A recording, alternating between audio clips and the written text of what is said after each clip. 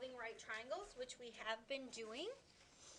So the first thing we're going to do is identify angles from your trig ratios. Okay, so we're going to use the trig ratio, the cosine of A equals 24/25 to determine which angle of the triangle is angle A.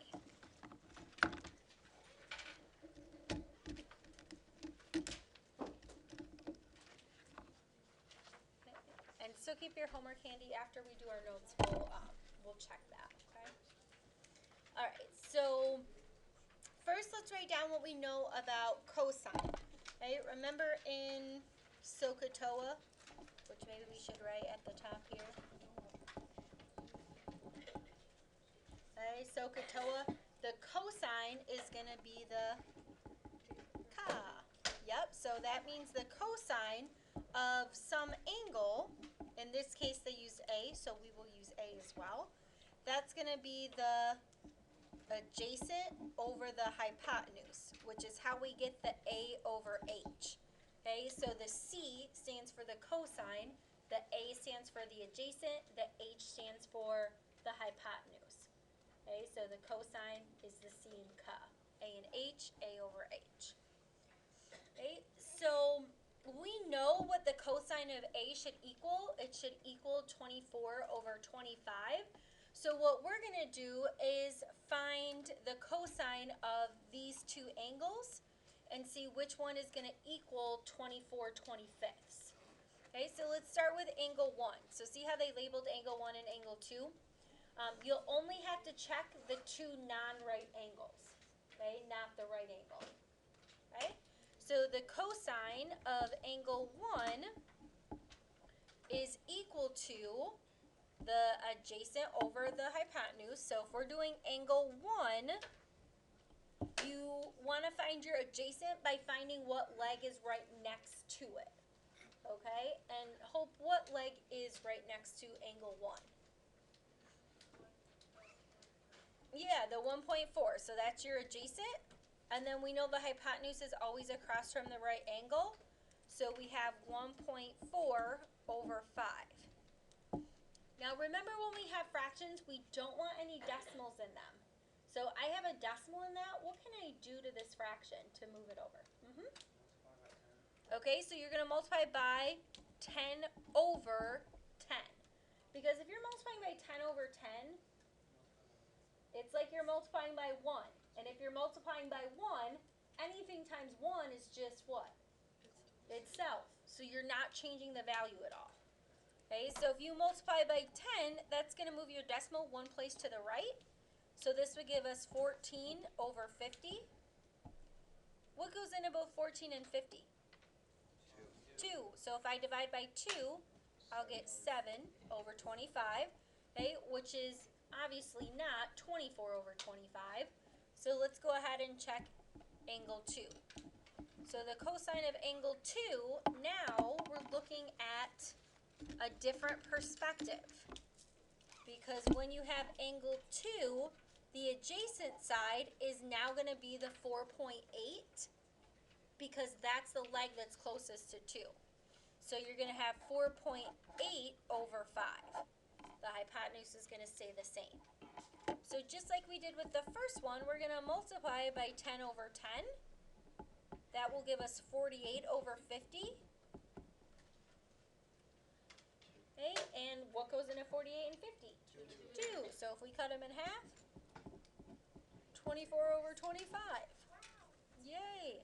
Okay, so since the cosine of angle 2 is equal to 24/25,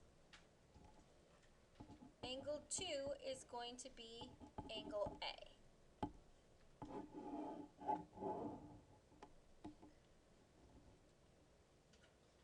Okay, and that's what we want to define, is we want to define which one was angle A, so we know it's angle 2.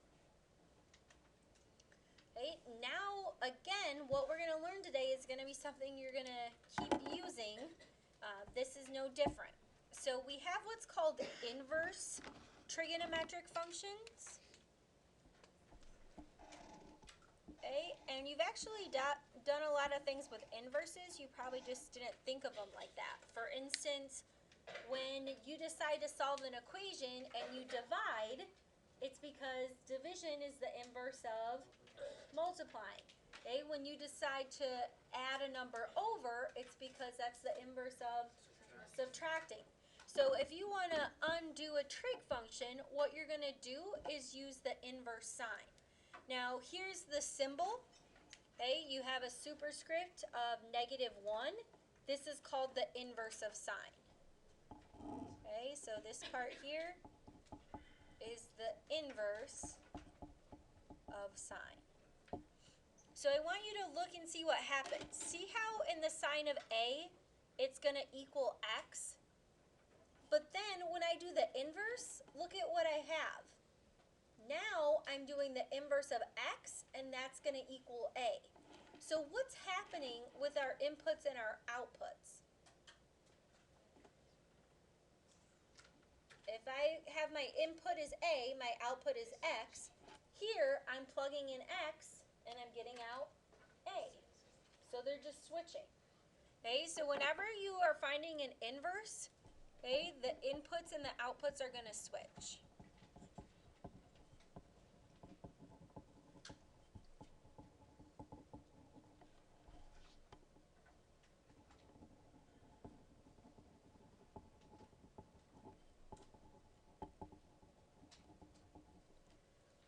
Okay, so what that means is when we were finding the sine of A, the cosine of A, and the tangent of A, we were finding some length of x. We were finding a length of the triangle. But now when we're doing the inverse, our output, these are all the measures of angle A. So really what we're finding when we do the inverse is the angle measure. Okay, so we use inverses or we'll say inverse trig functions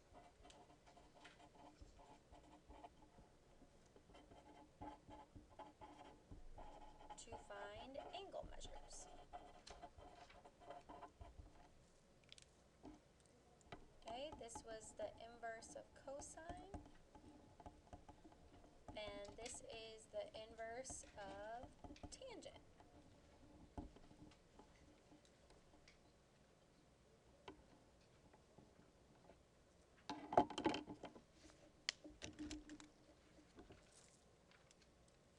Okay, so before our input was the angle, our output was the side length.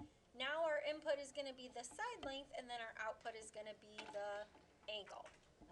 Okay, so in the original function, we found the side lengths. Now we're going to use the inverse trig functions to find the angle measures. Okay, so what are the inverse trig functions made to find? Okay, so let's try it all together. So the inverse trig functions are made to find what? Angles. Okay, so when you're trying to find an angle, you're going to use the inverse trig function. Okay, and I'm going to show you how you can do this on your calculator on the next page. So it says use your calculator to find each angle measure to the nearest degree. So the other day we used our calculators to find sine and cosine. Now there are different types of calculators, but a lot of them are going to have the inverses right above the actual functions. Okay, whether it's graphing or scientific. See how I have sine, cosine, and tangent? And then above you can see the sine with the -1, the cosine with the -1, the tangent of the -1. So that's what we're going to use to find inverses. Again, make sure that your mode is in degrees. I go back and forth a lot when I'm teaching pre-calc from radian to degree, so I'm going to make sure I have it in degree mode here. Okay, so I'm going to use the cosine inverse of 0.87, and that should give me my angle measure. So it says we're going to find it to the nearest degree. Okay, so we have to pay attention to when we're rounding, okay? Different directions are going to ask us to round to different places, so we want to make sure we read those carefully. So I have 29.5, so if I'm rounding that to the nearest degree, yep, it's going to round up to 30 degrees. Okay, so I want you to go ahead and find B and then see if you can round it correctly.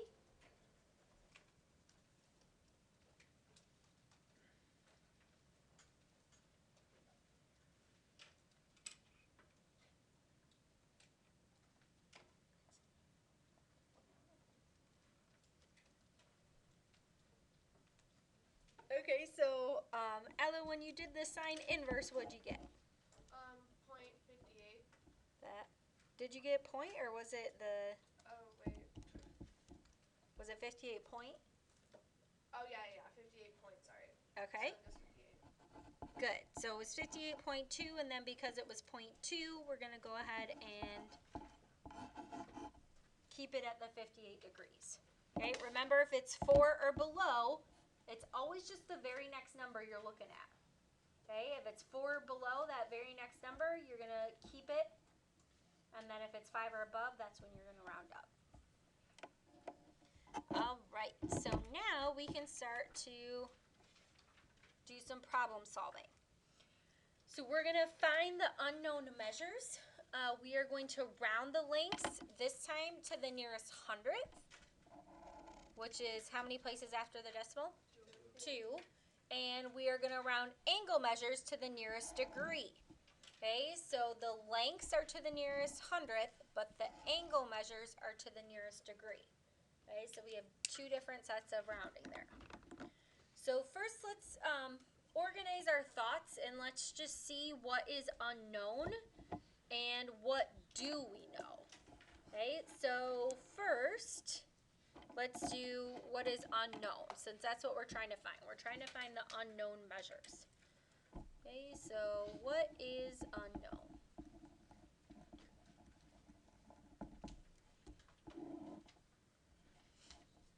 Okay, so if I'm looking at my triangle, I can start with my sides. Okay, Chloe, what's a side that we don't know? T. That would be an angle. Oh, a side. ST. Yeah, okay, good. Okay, so ST. Okay, and that's the only side that we don't know. Okay, now for the angles, angle T is 1, and angle R. We already know angle S because angle S is what? 90 degrees. Okay, so now let's go ahead and think about what do we know.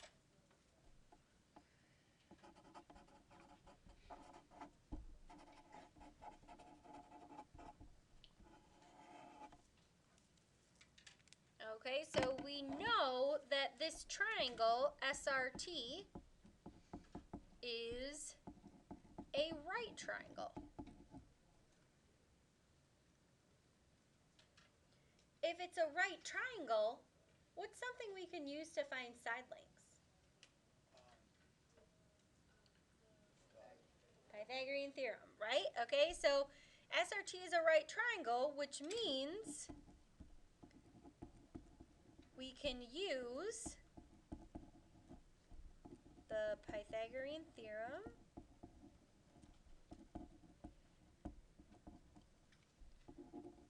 to find the side lengths. Now you do need 2 side lengths in order to do that. If you didn't have 2 side lengths, then you'd have to use your SOHCAHTOA, and that's what we're going to use to find our angles. Okay, so because it's a right triangle, you can use SOHCAHTOA to find angles and side lengths. Okay, so if you wanted to use the trig functions in SOHCAHTOA to find everything, you absolutely could. but you can also use the Pythagorean theorem because it is a right triangle. Okay, so if we're going to start with the side length, we can use the Pythagorean theorem. Which, do you remember what the Pythagorean theorem is? Good, okay, so the Pythagorean theorem is a squared plus b squared equals c squared. But what is a squared and b squared? What is, yeah, the a and b is going to represent the legs of the triangle, and the c is going to represent the hypotenuse. Okay, so if we're trying to find ST, I don't know what that is. I can just call it A or X, whatever you prefer. But ST is very obviously a leg because the hypotenuse is always across from the right angle. So when you're solving this, you can set up A squared plus, what would be my B, the 5 or the 5.7? 5. The 5. Good. Equals 5.7 squared. Okay, so then I have a squared plus 25 is equal to, if I do 5.7 squared, yeah, 32.49. Okay, and then I'm going to multiply, or not multiply, I'm going to subtract 25 from both sides, which will give me 7.49. Now remember, when you have something squared that's squared, what do you have to do? Take the square root. Now, when you take the square root, you have plus or minus, but because we're talking about a length, because we're talking about a distance, okay, we know that we're going to take the positive. Okay, and then we're going to do that and we're going to round it. So if I do the square root of 7.49, okay, I'm going to round that to the nearest hundredth, which is going to be 2.74. Okay, so that means ST is approximately 2.74, and they don't tell us the units, so we don't have to put those on there.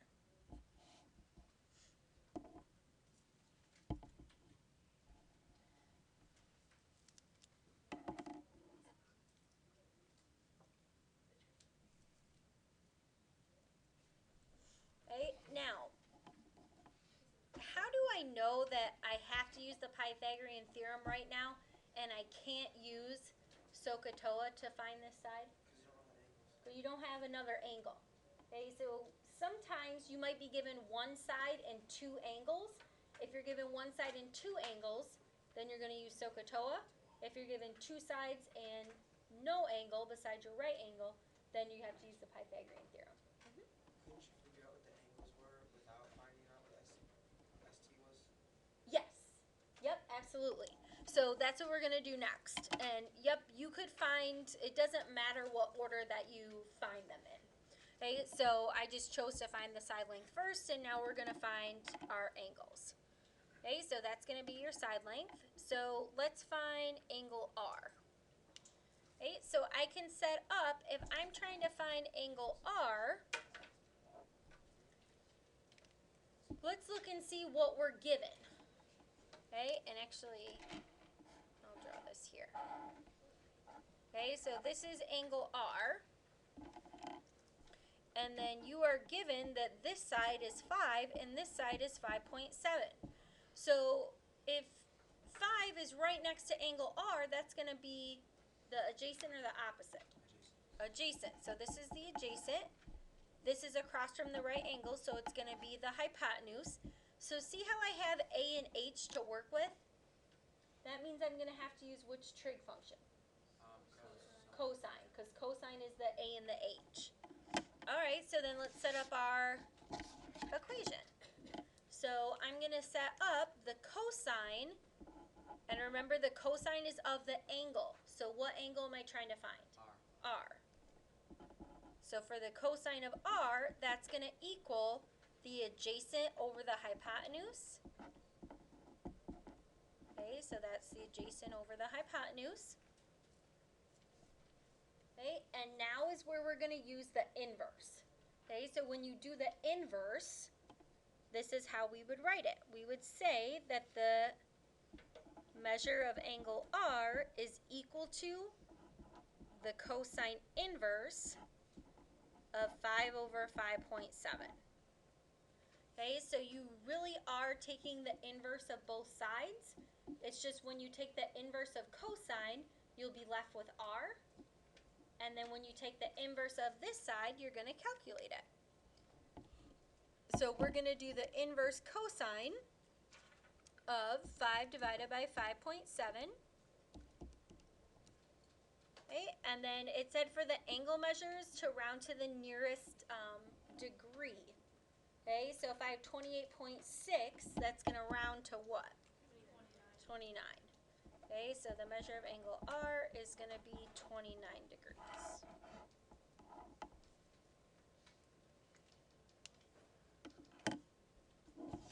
Okay, now you could find the measure of angle T setting up a similar equation, but what's another way you could do it? Yeah, Brandon? 90 plus 29. Okay, and then what would you do with that? Subtract that from 180. Okay, yeah, so you know that all three triangles have to add up to 180, right? Okay, so, did I say triangles? All three triangles? All three angles have to add up to 180. So if the measure of angle S plus the measure of angle R plus the measure of angle T are equal to 180, and you know that the measure of angle S is 90 degrees, right? If you subtracted that from both sides, or really we can just plug these in. So it'd be 90 plus 29 plus the measure of angle T equals 180, and then you can just go ahead and subtract both of those. If you subtract the 90 first, a lot of times what I'll do is I'll just do 90 minus 29 because of the right angle. So the measure of angle T is going to be 61 degrees. Okay, so if you already know that you have a right angle, that means that these two angles, R and T, have to add up to 90. So you really can just subtract this one from 90. Okay. Yeah, Ella? How do you know to use the cosine since we found out all three sides, or do you only use the given sides of the equation? Oh, no, you could use this. You could use this side, and you could figure that out with one of the other trig functions. Okay, good question. So she's saying, how do you know that you have to use the cosine? The reason why I do use the given is because you're going to get the most precise answer. Because this is a rounded answer, then your calculation would be a little bit off when you did this. It might round to the same degree, it might not. But that's why I recommend doing those. Another reason why I recommend it is, especially if you're doing like a test or a quiz, if something went wrong here and then you use it on this one, then that would be off too. Whereas if you use the given numbers, as long as you did the process right, you wouldn't have to worry about that. That's a good question. Do you guys have another question for me? Okay, and then I was gonna say if you guys wanted to, you could do this with the triangle if you're trying to find T, because you know 5 and 5.7, but what trig function would this be from T? It would be this is the opposite, this is the hypotenuse, right? Because it's across from the right angle. So if you did the sine of T is equal to 5 over 5.7, the measure of angle T would be the inverse sine of 5 over 5.7. And let's see what that's going to give us. So I just did the cosine. If I do the sine of that, 5 divided by 5.7, look what I get, 61.3, which is going to round to 61. Okay? So it doesn't matter which one you find first. Like I just chose to find R first. I could have found T first. Okay, so that's not going to matter, your order.